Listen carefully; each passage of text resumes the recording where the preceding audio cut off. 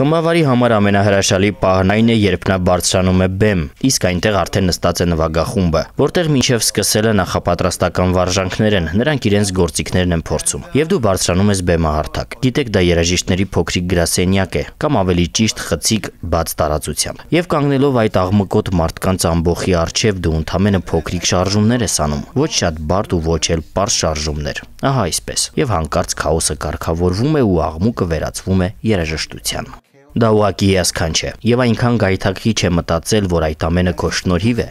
եւ այդ բոլոր տաղանդավոր երաժիշտները, այդ վիրտուոզները միթե այնքան իմ կարիքն ունեն, որպեսզի աղմուկը դառնա մեղեդի, իրականում ոչ։ Եթե դա այդպես լիներ, ես ձեր ժամանակը չէի խլի։ Ես պարզապես կսովորեցնեի անհրաժեշտ շարժումները, որպեսզի դուք նույնպես աշխարհի տարբեր ծայրերում գտնվող մարդկանց համար կարողանայիք կրկնել այդ հրաշք շարժումներն ու րոպեների ընթացքում ստանալ կատարյալ ներդաշնակություն։ Այդպես չի լինում։ Դիտենք առաջին տեսանյութը։ Հուսով եմ կհամաձայնեք, որ սա ներդաշնակության լավ օրինակ է։ Հետո կքննարկենք, թե ինչպես է դա ստացվում։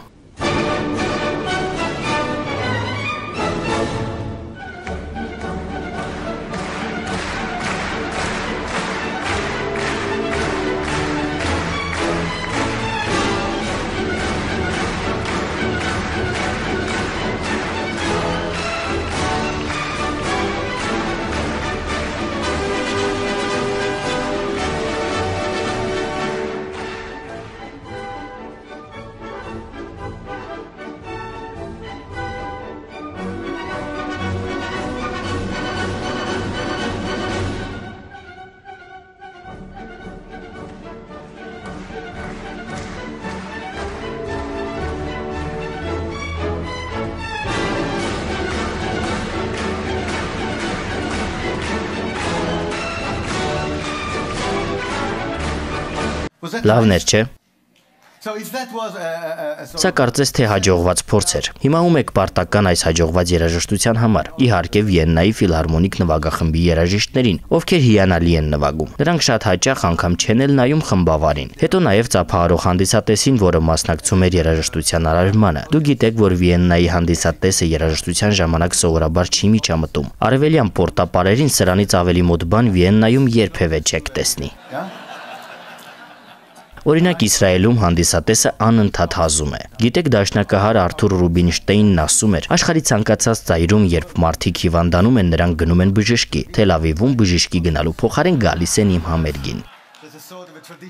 Այսինքն դա ավանդույթի նման մի բան է, սակայն Վիեննայի հանդիսատեսը երբեք այդպես չի անում։ Այստեղ մարդիկ կտրվում են իրենց առօրյայից ուղղակի այն բանի համար, որ գեղեցիկի արարման մի մաս դառնան, նվագախմբի մաս։ Եվ դա հիանալի է։ Գիտեք, ձեր նման հանդիսատեսի շնորհիվ է, որ միջոցառումը հաջողվում է։ Լավ, բայց ինչ կասեք խմբավարի մասին։ Ինչ եք կարծում, խմբավարն ինչ է անում այստեղ։ Նա իրականում հաճույք է ստանում։ Ես հաճախ եմ սա ցույց տալիս ղեկավար օղակի աշխատակիցներին։ Նրանք զայրանում են, չէ՞ որ նա աշխատում է, ինչպես կարող է նա այդքան երջանիկ լինել։ Նրանց կարծիքով ինչ որ բան այնպես չէ, բայց չէ որ նա ուրախություն է տարածում։ Եվ իմ կարծիքով այստեղ կարևորն այն է, որ նման ուրախությունը միայն ներքին զգացողությունների արդյունք չէ, ոչ էլ երաժշտության արդյունքն է։ Նման ուրախության գրավականը այլ մարդկանց երջանկացնելու եւ երաժշտությունը լսելի դարձնելու մեջ է։ Դուք լսում եք արեստավարժ նվագախմբի պատմությունը, լսում եք հանդիսատեսի, տարբեր անհատների եւ նվագախմբի անդամների պատմությունները։ Դրանից զատ լսում եք նաեւ բազմաթիվ աներևույթ պատմություններ։ Մարդկանց, ովքեր կառուցել են այս հիասքանչ համերգասրահը, մարդկանց, ովքեր պատրաստել են այդ հիասքանչ երաժշտական գործիքները, Stradivarius կամ Amati, եւ այս բոլոր պատմությունները հնչում են միաժամանակ։ Եւ հենց դա է կենդանի համերգի կախարդանքը։ Դրա համար է, որ արժե տնից դուրս գալ, այդպես չէ։ Եվ միշտ չէ, որ բոլոր խմբավարներն այս արդյունքն են ունենում։ Եկեք ունկնդրենք մեկ ուրիշ մեծ խմբավարի՝ Ռիկարդո Մուտի։ Խնդրեմ։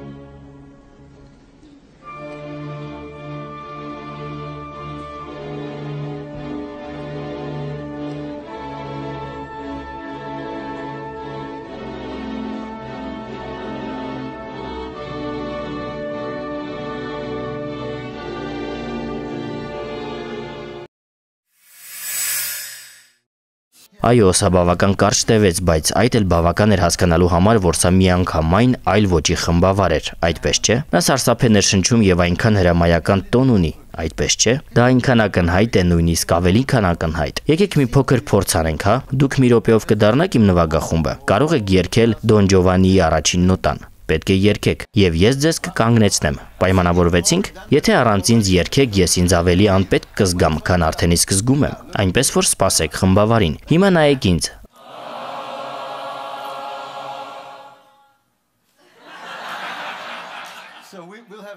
Եվ ես կանգնեցնում եմ ձեզ։ Եկեք սկսենք։ Վերջում կարող ենք մի քիչ զրուցել։ Նվագախմբում թափուր տեղեր կան, բայց այդպիսով դուք տեսաք, որ նվագախմբին հնարավոր է կանգնեցնել մատի մի շարժումով։ Հիմա Ռիկարդո Մուտին ինչ է անում։ Նա սրա նման մի շարժում է անում։ Եվ ապա ակնհայտ են ոչ միայն ցուցումները, այլև պատժամիջոցները։ Այնինչ կկատարվի ձեզ հետ, եթե համարձակվեք չանել նրա ասածը։ Այսպիսով ինչ եք կարծում, արդյոք դա աշխատում է։ Այո, աշխատում է, բայց միայն որոշակի մակարդակում։ Երբ Մուտիին հարցրին, ինչու է այդպես խմբավարում, նա ասաց. ես պատասխանատու եմ, պատասխանատու նրա առջև, չէ նա իսկապես ի նկատի չուներ Աստծուն, նա ի նկատի ուներ Մոցարտին, որը երրորդ նստարանն է կենտրոնից։ Այսպիսով նա ասում էր,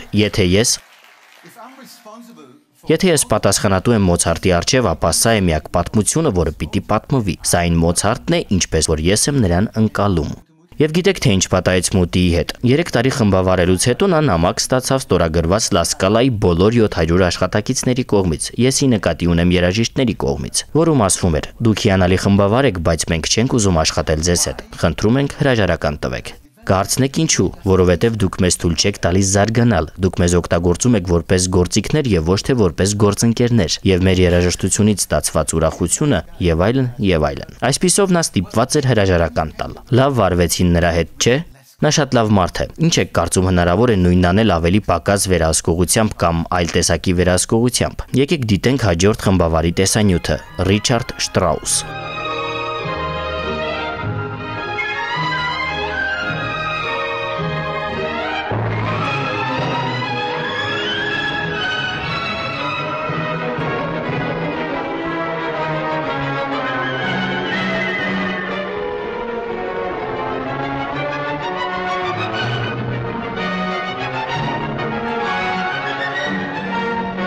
Վախենում եմ, որ ձեզ մոտ այնպիսի տպավորություն ստեղծվի, որ ես նրան ընտրել եմ, որովհետև նա մեծահասակ է։ Դա այդպես չէ։ Երբ նա երիտասարդ էր մոտ 30 տարեկան, նա գրել էր խմբավարության 10 պատվիրանները։ Առաջինը այսպես էր հնչում. եթե դու համերգի վերջում զգում ես, որ քրտնել ես, ապա ինչ-որ բան սխալ ես արել։ Սա առաջինն էր։ Կարծում եմ 4-րդը ձեզ ավելի դուր կգա։ Այնինչ հնչում է հետևյալ կերպ. խմբավարից երբեք մի նայեք տրոմբոնահարներին, դա նրանց անիմաստ խրախուսում է։ Փաստորեն ամբողջ իմաստը կայանում է նրանում, որ թույլ տաք, որ ամեն ինչ ինքն իրեն ստացվի։ Չմիջամտեք, բայց ինչպես է դա կատարվում։ Նկատեցիք, թե ինչպես էր նա էջերը շրջում։ Այսպիսով կամ նա չափազանց ծեր է եւ չի հիշում իր իսկ երաժշտությունը, որովհետեւ նա է գրել այս երաժշտությունը, կամ էլ նվագախմբին հասկացնում է մի շատ կարևոր բան, ասելով. վերջ տվեք տղաներ, դուք պետք է նվագեք ըստ գրքի, սա ոչ իմ պատմությունն է, ոչ էլ ձեր, սա պարզապես գրված երաժշտության կատարումն է եւ ոչ թե ինտերպրետացիա։ Ինտերպրետացիան կատարողի իրական պատմությունն է, բայց նա դա չի ուզում։ Սա էլ մեկ ուրիշ վերահսկողության ոճ է։ Եկեք դիտենք հաջորդ բարձրակարգ երաժշտախմբավարի Հերբերտ ֆոն Կարայանին։ Խնդրեմ, երաժշտություն։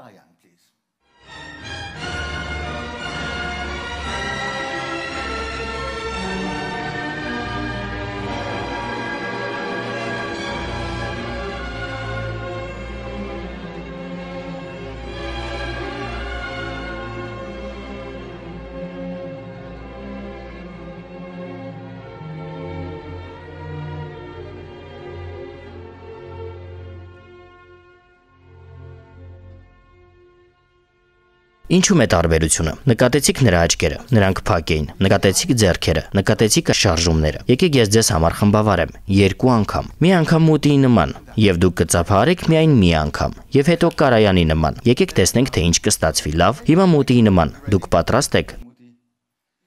Լավ, պատրաստ եք։ Սկսեցինք։ Նորից։ Լավ է, հիմա Կարայանի նման։ Քանի որ արդեն սովորեցիք, թույլ տվեք կենտրոնանալ, փակել աչքերս։ Սկսեք։ Ինչու միասին չծափահարեցիք։ Որովհետև չգիտեիք երբ սկսել։ Գիտեք թե ինչ կասեմ։ Նման դեպքերում նույնիսկ Բերլինի ֆիլհարմոնիկը չգիտի երբ սկսել։ Բայց ես հիմա կբացատրեմ, թե նրանց մոտ ինչպես է ստացվում, առանց կատակի։ Սա գերմանական նվագախումբ է։ Նրանք նայում են Կարայանին, հետո նայում են միմյանց։ Հասկացաք, թե այս մարդու ուզածն ինչ է։ Իսկ դրանից հետո նվագախմբի երաժիշտները իսկապես նայում են իրար, եւ նվագախմբի առաջին ջութակները ուղղորդում են ամբողջ նվագախումբը։ Եվ երբ Կարայանին հարցրին այդ մասին, նա պատասխանել է. այո, ամենամեծ վնասը, որ ես կարող եմ իմ նվագախմբին հասցնել, դա նրանց հստակ ցուցումներ տալն է, որովհետև դա կարգելի նրանց միասնական նվագել ու միմյանց լսել, ինչը խիստ անհրաժեշտ է նվագախմբի համար։ Լավ, դա հասկացանք։ Իսկ աչքերը։ Ինչու են աչքերը փակ։ Մի հիանալի պատմություն կա Կարայանի մասին, երբ նա աշխատում էր Լոնդոնում։ Նա նմանատիպ նշան է արել մի ֆլեյտա նվագողի։ Խեղճ տղան գաղափար անգամ չի ունեցել, թե ինչ պետք է անել։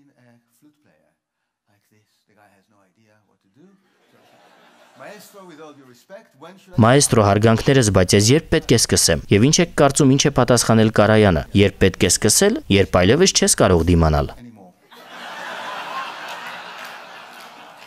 Իմաստը նրանում է, որ երաժիշտները ոչինչ չեն կարող փոխել։ Դա Կարայանի երաժշտությունն է, որը հնչում է միայն իր գլխում։ Եվ եթե դուք երաժիշտ եք, դուք պետք է գուշակեք, թե ինչ կա նրա մտքում։ Եվ դա մեծ լարվածություն է ստեղծում, քանի որ անգամ առանց ցուցումների երաժիշտները պարտավոր են գուշակել, թե ինչ կա նրա մտքում։ Եվ սա էլ այլ ոճ է, շատ հոգևոր, բայց եւ շատ ուժեղ վերահսկում է։ Արդյոք հնարավոր է այլ կերպ վերահսկել։ Իհարկե հնարավոր է։ Եկեք վերադառնանք ամենաառաջին խմբավարին, որին արդեն դիտել ենք։ Կարլոս Կլեյբերը նրա անունը։ Խնդրեմ, հաջորդ տեսանյութը։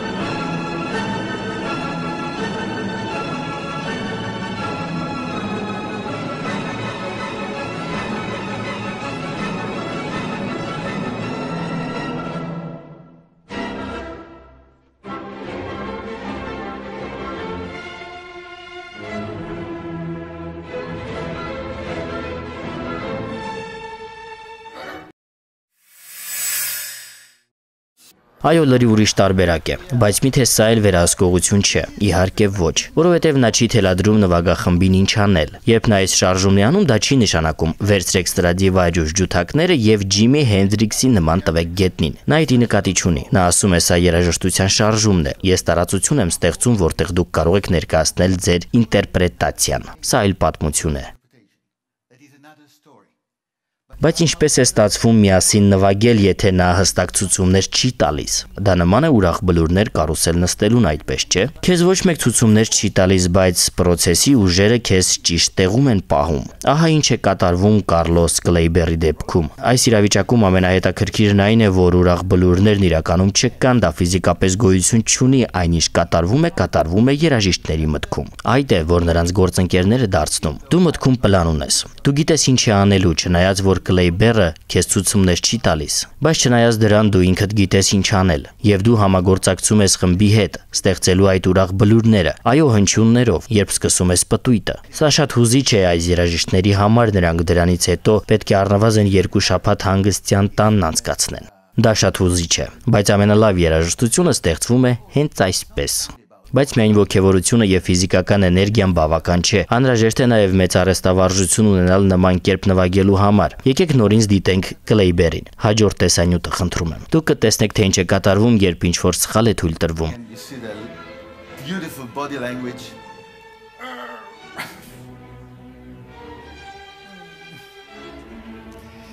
Դուք նորից տեսնում եք այս հրաշք շարժումների լեզուն։ Ահա տեսնում եք այս շեփորահարին, որն այնքան էլ ճիշտ չի անում այն, ինչ պետք է աներ։ Ուշադիր հետևեք տեսանյութին։ Ահա նույն երաժիշտը թույլ է տալիս նույն սխալը։ Նույն երաժիշտը երրորդ անգամ։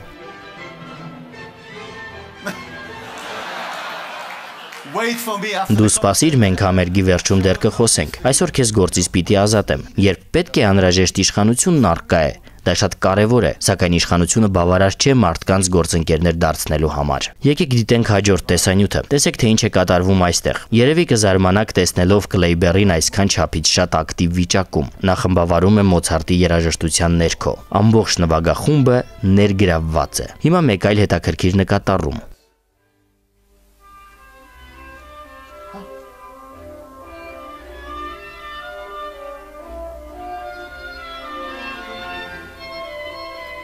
Նկատեցիք, նա 100%-ով ներգրավված է, բայց չի վերահսկում, չի ասում ինչ անել։ Ավելի շուտ վայելում է, թե մենակատարը ինչպես է նվագում։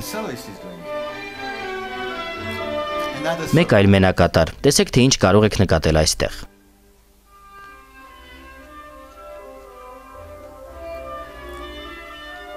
Նայեք նրա աչքերին։ Տեսակ, թե ինչ է անում։ Դա հիանալի հաճոյախոսություն է, որ յուրաքանչյուրս կուզենա ինք տեսնել։ Դա պարզապես արձագանք չէ։ Նա վայելում է այն։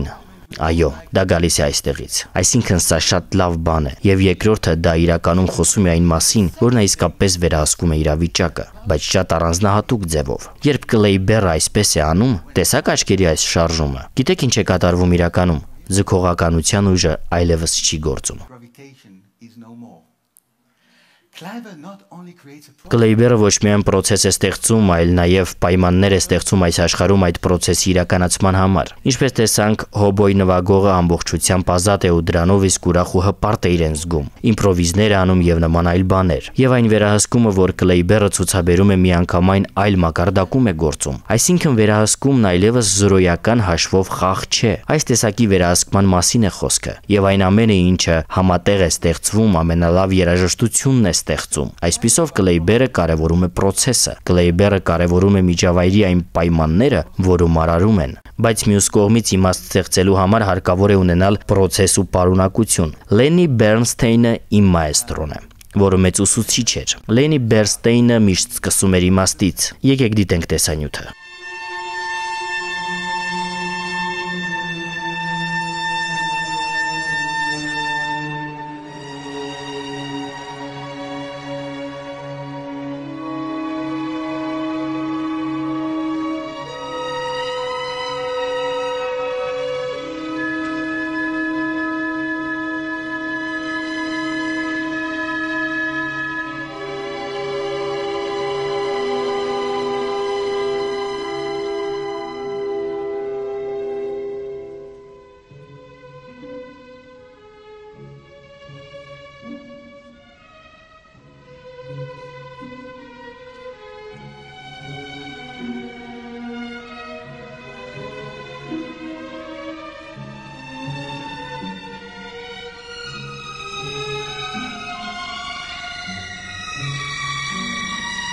Հիշում եք Մուտիի դեմքը սկզբում։ Նա դեմքին հիանալի արտահայտություն ուներ, բայց դա նրա դեմքի միակ արտահայտությունն էր։ Հիմա տեսակ Լենիի դեմքը։ Գիտեք ինչու էր նրա դեմքը այդպիսին, որովհետև երաժշտության իմաստը ցավն է, եւ դու ցավոտ հնչյուններ ես նկարագրում։ Եվ երբ նայում ես Լենիին, տեսնում ես, որ նա տառապում է, բայց ոչ այնպես, որ ուզում ես կանգնեցնել նրան։ Նա տառապում է, ինչպես ընդունված է ասել, հրյաների նման իր տառապանքը վայելելով։